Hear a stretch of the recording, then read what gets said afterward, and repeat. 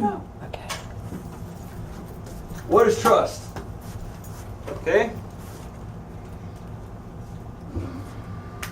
This is Christopher Hitchens. He says, since it is obviously inconceivable that all religions can be right, the most reasonable conclusion is that they're all wrong. Obviously all religions are wrong, right? Except mine.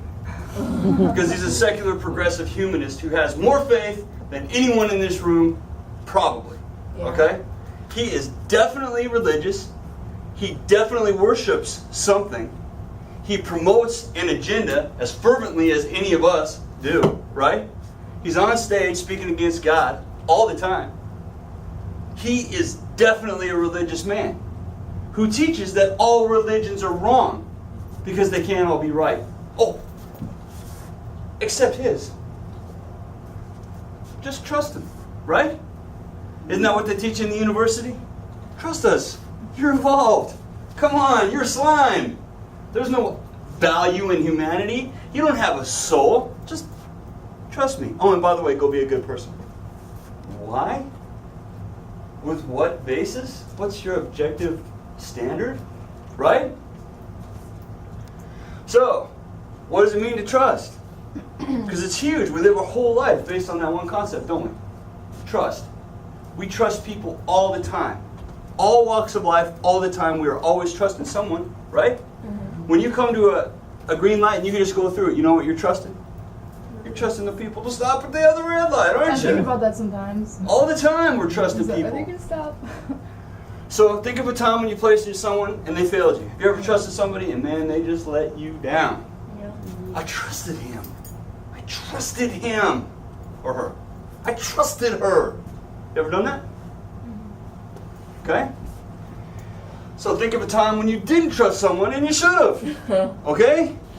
You don't really trust somebody, so you don't really do what you said you're going to do. And bang, they come through and you're like, oh, I guess well, whoops. Right? Because even the best of us do these things. We're not perfect at assigning trust. Okay, how can you tell when it's right to trust someone? All right? And what they say is right? Yeah, how can you tell? I mean, what standard do you use? The Bible. Somebody's saying something, and it sounds reasonable. It's well conceived. That's a pretty shiny argument right there. I think I might believe that. After all, I can't refute it, not with what I have right here, right now. And since I can't make a better argument for the time being, do I just trust you? Is that what I do? So, do you trust your country? Do you think America's always right? Are we always the good guys? No. I grew up thinking that. I did. I believe it. Do you trust your Sunday school teacher? Yes. Right? Is that a trick question? No, man. Listen. We live our lives according to what we believe. We all live out our faith. Every single person. If you believe in yourself, you'll live like it. If you believe in God, you'll live like it.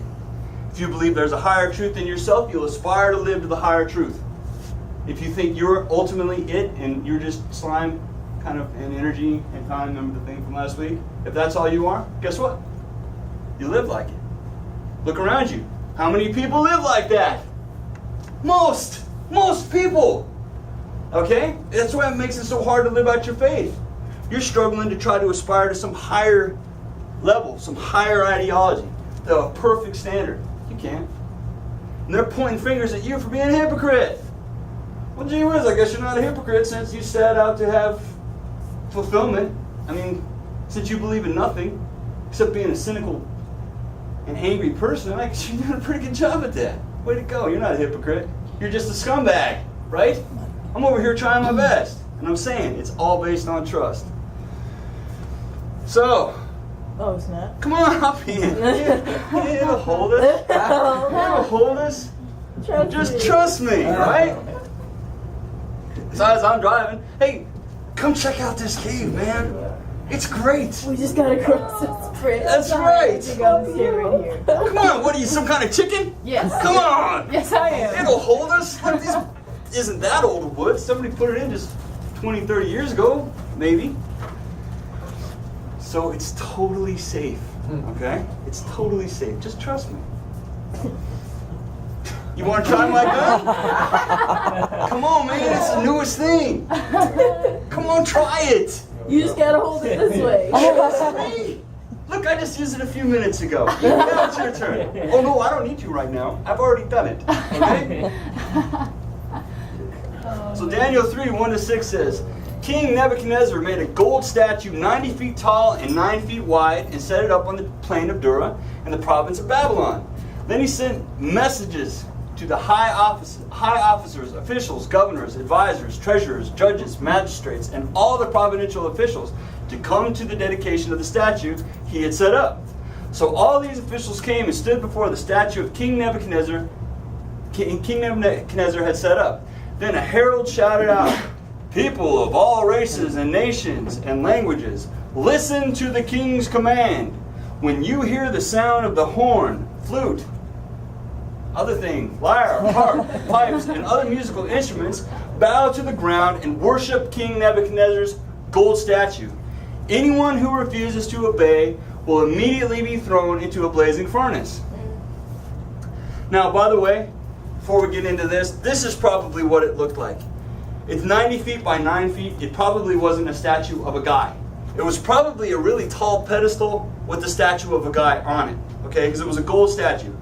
How much would a statue 90 feet by 9 feet weigh if it was made entirely out of gold? Oh, snap. Oh my gosh, a lot. It would weigh Too much. a lot. Too much. But to build a pedestal like this, it took me a long time to find this on the internet too. I'm like, oh, I just found a statue that looks like the one I'm thinking of. Yeah, it was harder than I thought it would be. But this is probably what it was. It was probably a tier, maybe with some kind of a gold facade on it, and then a regular statue. 90. Then you just have a 9-foot base. Okay, it's probably just a big statue way up in the air. So remember Daniel 2?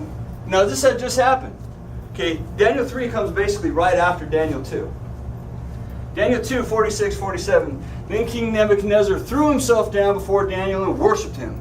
And he commanded his people to offer sacrifices, burn sweet incense before him. The king said to Daniel, "Truly, your God is the greatest of gods, the Lord over kings, a revealer of mysteries, for you have been able to reveal the secret." Now remember, he's not the greatest God or the only God or the creator God or great Yahweh. He is the greatest of gods, one of many. Your God did this trick for me and none of my other gods could, and therefore your God is the greatest of gods. But when did he actually hear? Okay, because now you got to go right back before this in the verse when Daniel starts talking to him. Okay, this was his conclusion. What did Nebuchadnezzar actually hear? Your majesty, you are the greatest of kings. The God of heaven has given you sovereignty, power, strength, and honor. He has made you the ruler over all the inhabited world and has put even the wild animals and birds under your control. You are the head of gold. So he's thinking that he's Yeah. He didn't listen to the rest of it. He didn't even care. He's like, "Oh, I'm the head of gold, huh? That's pretty good. I'm the king of kings. How about that? I'm the ruler of everything." And then he gets to the end of it. His mind's at ease now because now he's had his truth revealed to him. So he tells Daniel, "Oh man, your God, yeah. I like your magic trick. Your God's a revealer of secrets. That's the greatest of gods." Now, keeping in mind, he still believes in all his other Shadu, Rabu, and whatnot. Okay? He doesn't actually come to a real or genuine faith in God. He just accepts the fact that Daniel knows something no one else knows. Okay? So it's not like he was converted. He just believed that God was one of many. So, what did Nebuchadnezzar have going on? Okay? What did Nebuchadnezzar have going on? Apparently what Nebuchadnezzar heard is how great he was. So he made himself a statue. He says, "Hey, I'm the head of gold. What I'm going to do is I'm going to make me a statue. And everybody can worship it." You know why? Because I'm an idol worshiper anyway. I had a vision of an idol. And of that idol, I'm the head of gold. And I'm the king of kings and lord of lords. Wow, cool. I'm all right, you know? So he calls his whole country from rich to poor and unveils his new statue. Now, tyrannical much? Arrogant much? What do you do tomorrow? You get on TV and you are called to go to Washington, D.C. to worship a statue of the president. Are you going? Nope. I gotta work tomorrow. Yeah, I'm not going. I'm not going. And no matter what. Like, period. I'm not going, period. I'm not going. It doesn't matter who it's of. It doesn't matter to me. I'm not going. I'm not going to worship a statue, even if you shoot me. I'm not going to do it. See, but I know my truth now. I knew my truth ahead of time. Hopefully you know your truth ahead of time. If anyone ever calls you to do some absolutely abhorrent, wrong thing to do, you're not doing it. Why? Because God's real and God's watching. So these three guys are buddies with Daniel, and they were also stolen out of Judah and held captive. With Daniel, they had refused to eat the king's food. With Daniel, they had prayed for Revelation chapter 2, right? So these guys are right with Daniel right in the beginning. And by the way, remember there's like 75 guys taken out of Judah? Mm-hmm. Apparently these are the only 4 living out their faith. Mm. But they had an active and important faith. So God was central in their lives. Like hopefully every day we get up and we go about our lives, do. And I honestly try to, everyone in my life knows I'm Christian. Everyone. Everyone in my life knows I'm Christian. Nobody in my life goes, I wonder what that guy thinks about. No, because they've already heard me preach to them. I mean that.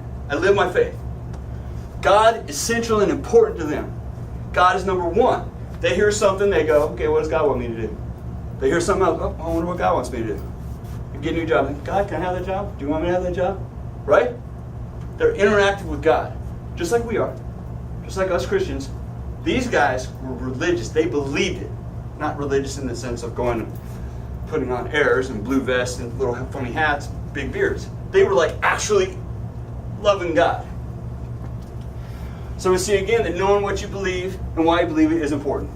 And I read this thing. This pastor was saying how basically he has 3 sermons. And I thought, I wonder what that means. I know I say this every week, but it's true. It's true. You got to know why you believe what you believe. It's really important. So anyone who refused was guaranteed to be thrown in this furnace. I don't know what it was. Maybe it was the Heath Palace or something like that. But everyone knew who that was. That was a reference that everyone got. I went to the Washington Monument. Anyone know what I'm talking about? Mm-hmm. You're going to get thrown in the furnace. It was the same thing then, like, the furnace. Hey, you don't want to get thrown in there. It's big, right? It's concrete. It's amazing. One of the wonders of the world. Babylon was this huge city.